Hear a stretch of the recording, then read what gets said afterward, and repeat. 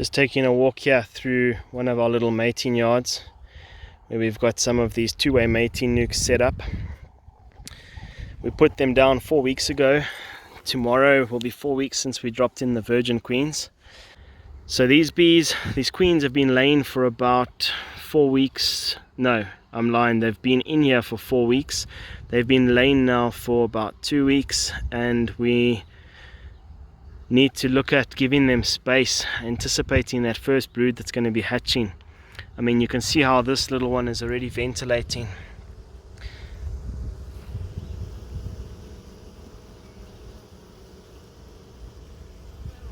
So we know that first brood cycle, when we identified the queens laying, it was about 2 weeks ago today, some of them a little bit earlier. So we're looking at already some of them 2.5 weeks. We're only about max 5 days from that first brood starting to emerge. And understanding that those bees are going to need space, we need to be packing these bees over.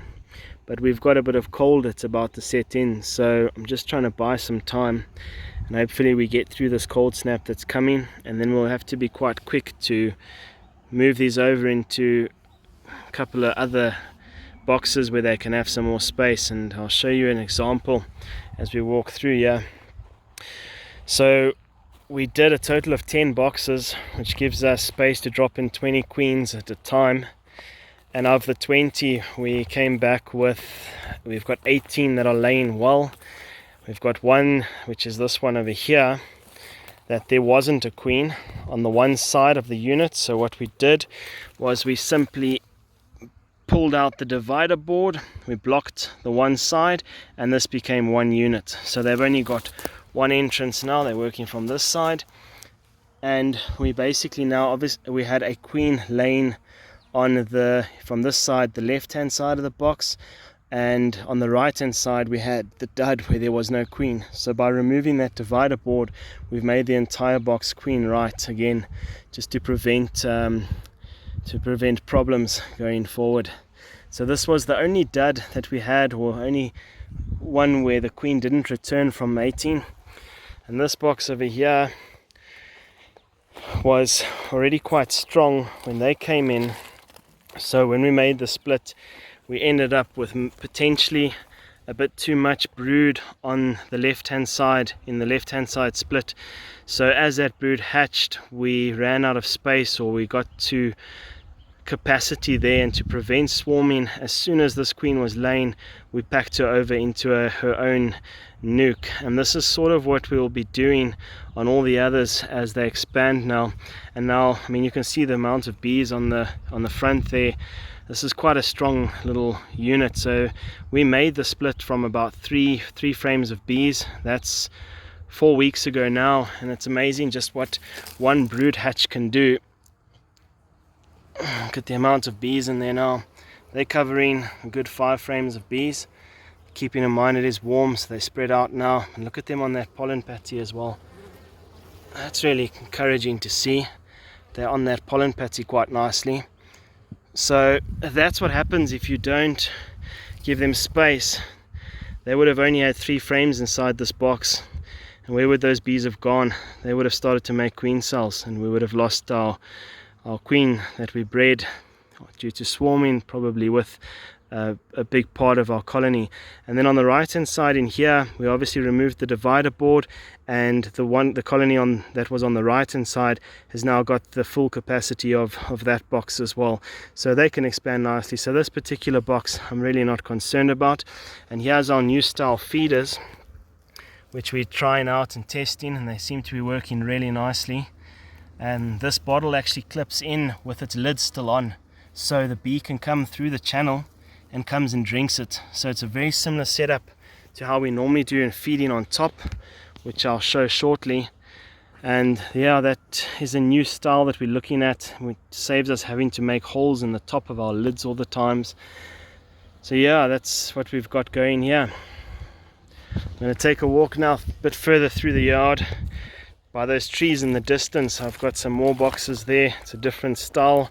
Those splits were made directly into nukes. We'll go and have a look at them now. I just want to finish walking through here. These two-way mating nukes are really nice for this time of the year. We're getting cold nights and they manage to maintain temperature being right next to each other. Some of them are a bit quieter than others, so that means that they're a little bit on the weaker side. So it's nothing of concern for me, especially because they're packed next to each other, but it is something that we need to keep in mind. Alright, let's take a walk over that side. Yeah, we're coming up to a few more. It's a different style split that we've made. We've got them in pairs along the tree line here.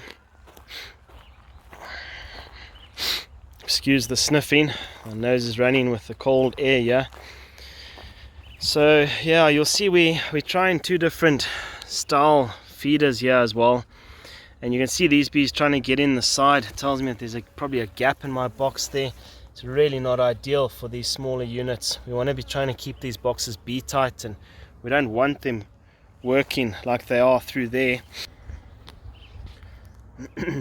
So you'll see we've got one box obviously facing sort of north-south setup or east-west. They face opposite directions, and we've got the one on the left here. Again, we've got one of these little internal feeders or frontal feeders, and then we've got a top feeder on the right.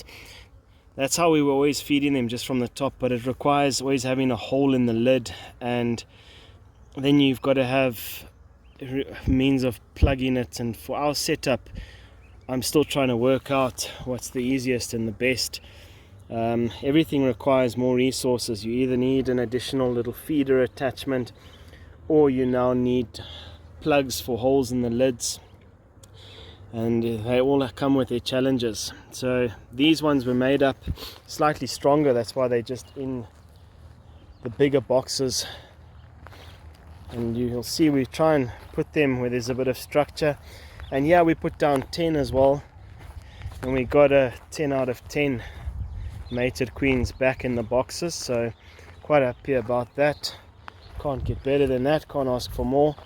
So this is pretty much what we've got going here. We're running a bit of an experiment as well. I've just seen these yellow pins. Those are boxes that we are feeding patties to, pollen patties, and then the others we're not. So we're going to do a bit of a comparison after their first brood cycle, and we'll see what the expansion looks like, and we'll take notes of the quality of the brood, the amount of royal jelly. There's a few things that I'm going to be looking for specifically on those. Let's see if we can have a look in this one. I'll take a bit of a chance here. It's got a top feeder on. This is definitely a do not do at home. Oh, that's really propolis down. So this is probably quite a strong little swarm here. It's a nice box of bees.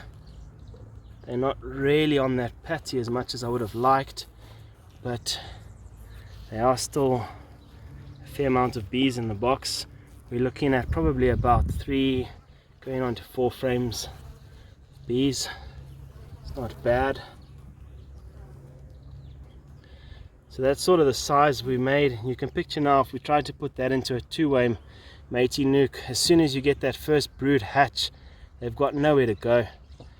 The brood's got nowhere to go, and then we end up with further problems swarming as they get overcrowded. But yeah, that's pretty much what we've got here. Here's the last two on the end. Curiosity is taking the better of me, so let's see if we can have a look at this one as well. Ah, that one's strapped. Okay, yeah, that's going to be a bit difficult with one hand. Alright, the strap killed that curiosity cat. But that's the setup we've got here. I've moved some bees out. We had some production hives standing at the back here, and this time of the year is really minimal around here. And we're feeding quite heavily, as you can see here. Look at these two bees having a bit of a tussle here. So this is what you pick up this time of the year. You pick up fighting, you pick up robbing. It's really not ideal. It's not what we want to be seeing, but it happens, unfortunately.